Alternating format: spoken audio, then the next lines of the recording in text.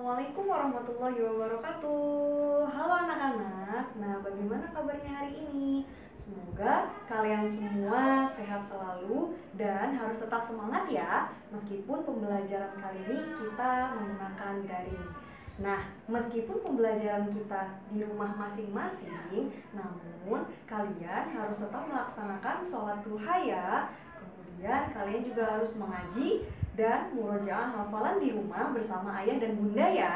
Nah, hari ini kita akan belajar materi cara hewan menyesuaikan diri dengan lingkungannya. Coba anak-anak masih ingat nggak? Beberapa hari kemarin kita telah belajar tentang ciri-ciri habitat hewan. Hari ini kita akan belajar tentang cara hewan bagaimana untuk dapat menyesuaikan diri dengan lingkungannya. Nah, cara hewan menyesuaikan diri dengan lingkungan disebut juga dengan adaptasi hewan. Nah, teman-teman bisa melihat pada halaman 46 di buku LKS ya. Coba, mari kita simak bagaimana cara hewan menyesuaikan diri dengan lingkungannya. Untuk apa sih Bu hewan itu melakukan adaptasi? Nah, coba mari kita simak di sini. Hewan melakukan adaptasi itu memiliki beberapa tujuan. Yang pertama yaitu untuk menghindari kepunahan. Jadi agar hewan tersebut tidak punah, maka hewan harus beradaptasi atau menyesuaikan diri dengan lingkungan yang dihadapinya. Yang kedua, untuk memperoleh makanan. Ya, jika hewan tersebut ingin memperoleh makanan, maka dia harus beradaptasi dengan lingkungannya. Yang ketiga, menghindari serangan dari musuh. Untuk menghindari serangan dari musuh, hewan harus mampu beradaptasi dengan lingkungannya. Dan yang terakhir tentu untuk bertahan hidup. Itu dia beberapa tujuan adanya adaptasi hewan.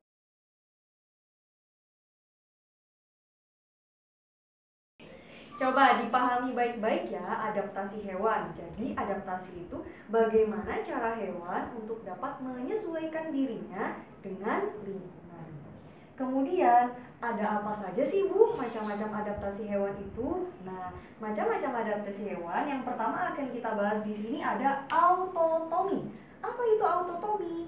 Autotomi adalah kemampuan hewan untuk memutuskan ekornya. Ada beberapa hewan yang ketika ada musuh datang, dia melakukan adaptasi dengan cara memutuskan ekornya. Hewan apa saja itu? Nah, mari kita lihat di sini. Yang pertama ada cicak. Cicak itu ketika dia ada musuh yang datang, maka dia memutuskan ekornya untuk mengelabui musuh. Nah, bagaimana Bu? Kok bisa? Ya, bisa. Ekor yang telah putus ini, dia masih akan tetap bergerak ekornya. Sehingga musuh tersebut akan kebingungan. Cicak memutuskan ekornya bertujuan untuk mengelabui si musuh itu. Yang kedua ada kadal. Kadal juga sama seperti cicak tadi, memutuskan ekornya. Ada satu lagi hewan yaitu tokek. Jadi hewan yang beradaptasi dengan memutuskan ekornya atau autotomi itu ada 3. Ada cicak, kadal, dan juga tokek ya.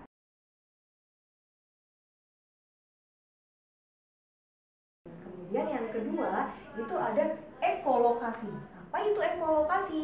Ekolokasi adalah kemampuan hewan untuk memantulkan bunyi atau memantulkan suara yang akan memantul kembali kepada hewan tersebut. Kita ambil contoh ya.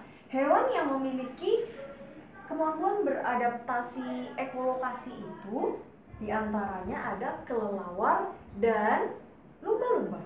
Kelelawar itu mengeluarkan bunyi atau mengeluarkan suara namanya ultrasonik. Nah, suara tersebut dipantulkan, kemudian pantulan tersebut mengenai pada benda. Ketika suara tersebut sudah mengenai benda padat, maka suara atau pantulan ultrasonik tersebut akan memantul kembali kepada kelelawar dan lumba-lumba. Sehingga dia mengetahui, oh ternyata di sana ada mangsa. Sehingga dia akan bisa berjaga-jaga diri. Itu dia ekolokasi. Ada kelelawar dan juga ada lumba-lumba. Itu ya sayang ya. Yang ketiga itu ada yang namanya kamuflase. Coba kalian pernah nggak mendengarkan kata berkamuflase. Nah, kamuflase itu apa sih, Bu? Kamuflase itu adalah kemampuan hewan untuk menyesuaikan diri seperti lingkungannya, sehingga musuh sulit membedakan mana hewan dan mana lingkungannya. Contohnya begini.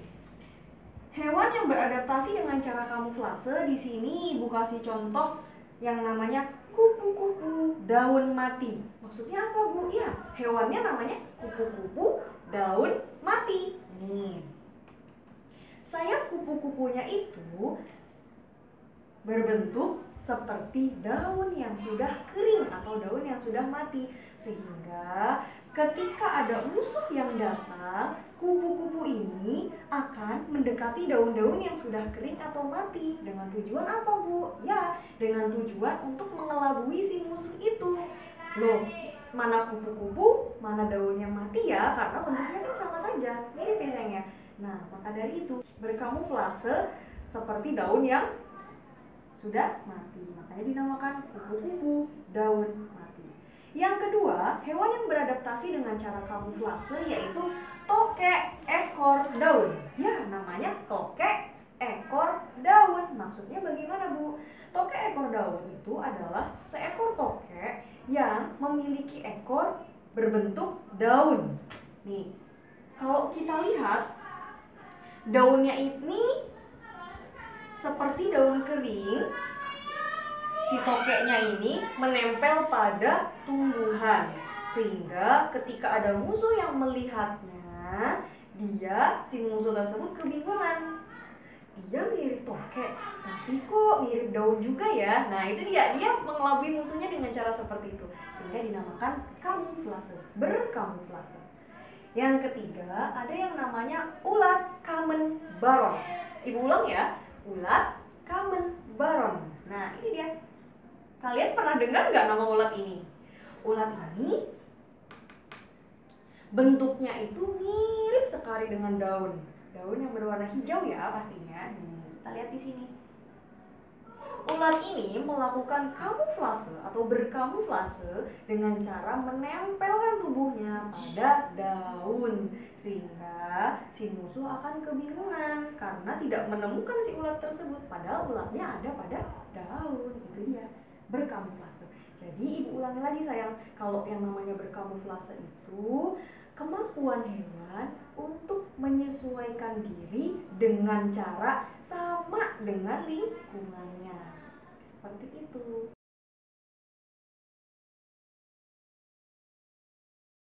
Yang ketiga. Yang keempat, cara hewan menyesuaikan diri yaitu dengan cara mimikri. Ibu pernah menjelaskan waktu itu ya. Mimikri itu adalah kemampuan hewan untuk mengubah warna tubuhnya dengan sama dengan lingkungannya atau dengan menyamakan dirinya seperti spesies atau hewan yang lain. Itu dia mimikri. Contohnya, pasti kalian tahu contoh yang satu ini. Ini sangat familiar, yaitu bunglon. Ya, bunglon itu termasuk hewan yang dapat mengubah tubuhnya untuk mengelabui musuh. Jadi, ketika si bunglon itu menempel pada daun yang berwarna hijau, maka tubuhnya akan berubah menjadi warna hijau. Kemudian, ketika dia menempel pada batang pohon warna apa? Ya, warna coklat, sehingga tubuhnya juga akan berubah menjadi warna coklat, sehingga musuhnya akan kebingungan. Loh, kok berubah warna? Tadinya hijau, ketika nempel ke benda yang lain kok warnanya beda lagi. Itu dia, namanya mimikri. Mengubah warna tubuhnya sesuai dengan lingkungannya atau mirip dengan spesies yang lain. Nih, yang kedua, ada yang namanya lalat buah. Namanya juga lalat buah, jadi si lalatnya tersebut menghinggapi buah. Lalat buah ini beda dengan bunglon. Kalau bunglon kan mengubah warna tubuhnya sesuai dengan apa yang ia hinggapi ya. Nah, kalau lalat buah, dia menyerupai seperti lebah. Kok bisa, Bu? Ya, si lalat buah ini seolah-olah menjadi dirinya itu seekor lebah. Kalau yang namanya lalat buah itu menempelnya pada buah. Nah, tapi karena dia lalat buah ini ingin menghindari dari musuh, maka dia seolah-olah menempel pada bunga. Menempel pada bunga. Untuk apa, Bu? Jadi seolah-olah dia itu menjadi seperti lebah. Kalau lebah itu kan nempelnya pada bunga ya. Sehingga ketika ada musuh yang ingin mencari lalat buah, dia seolah-olah bukan menjadi lalat buah, tetapi menjadi lebah. Nah, seperti itu karena bentuknya mirip. Lalat buah itu lalat yang besar ya, sayang ya. Ini seperti ini. Dia menempel pada bunga. Padahal dia lalat. Lalat itu kan nggak makan ini, tidak menempel pada bunga, lalat buah. Tapi dia mengelabui musuhnya dengan cara menjadi spesies lain.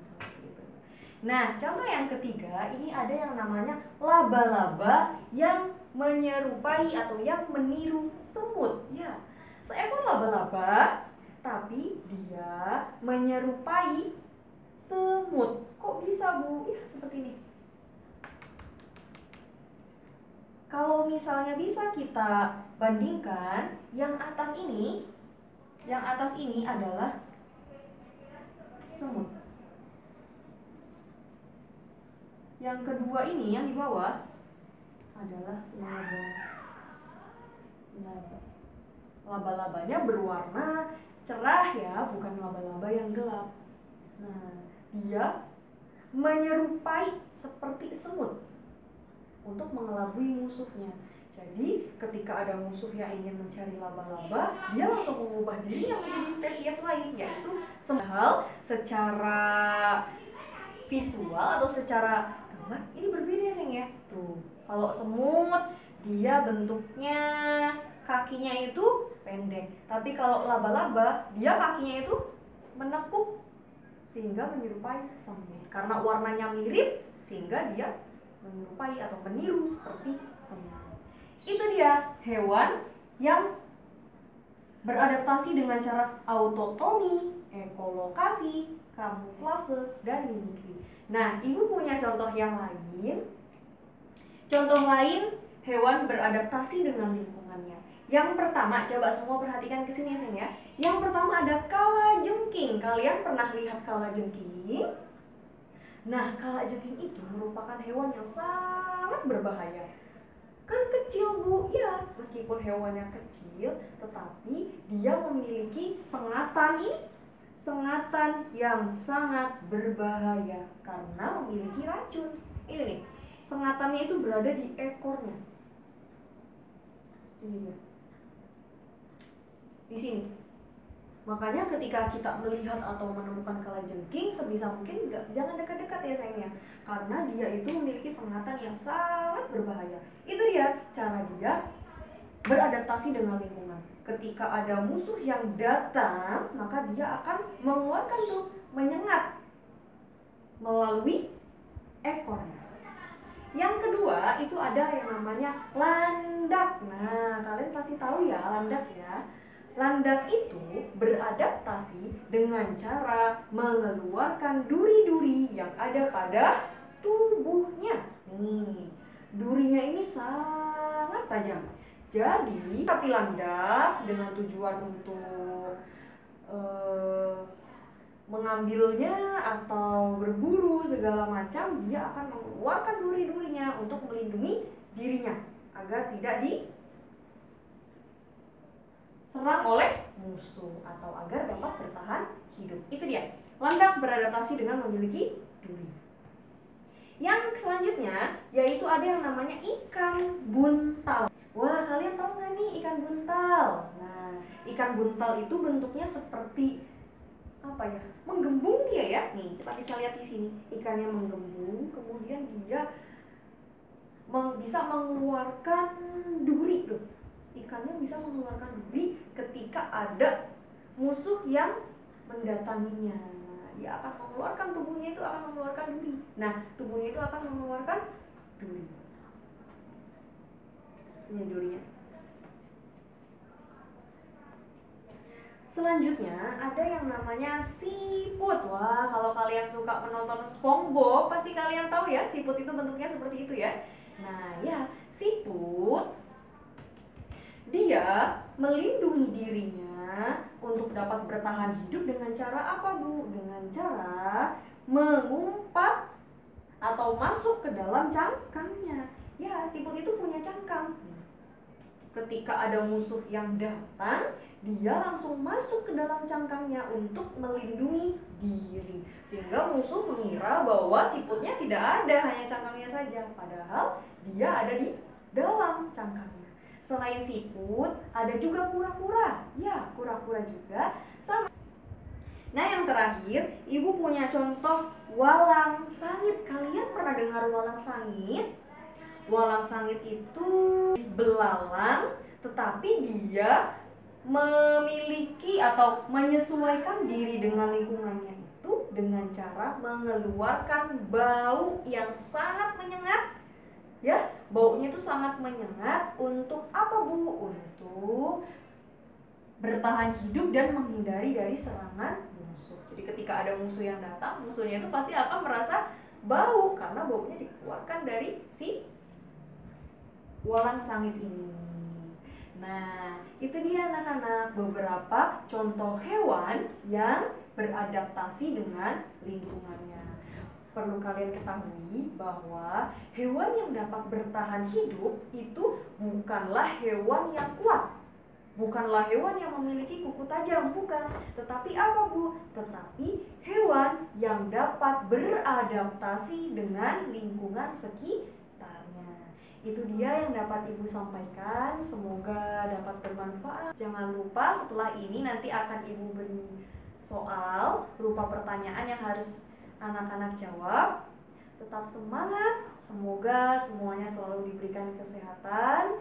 Semoga apa yang Ibu sampaikan ini dapat dipahami. Terima kasih. Wassalamualaikum warahmatullahi wabarakatuh.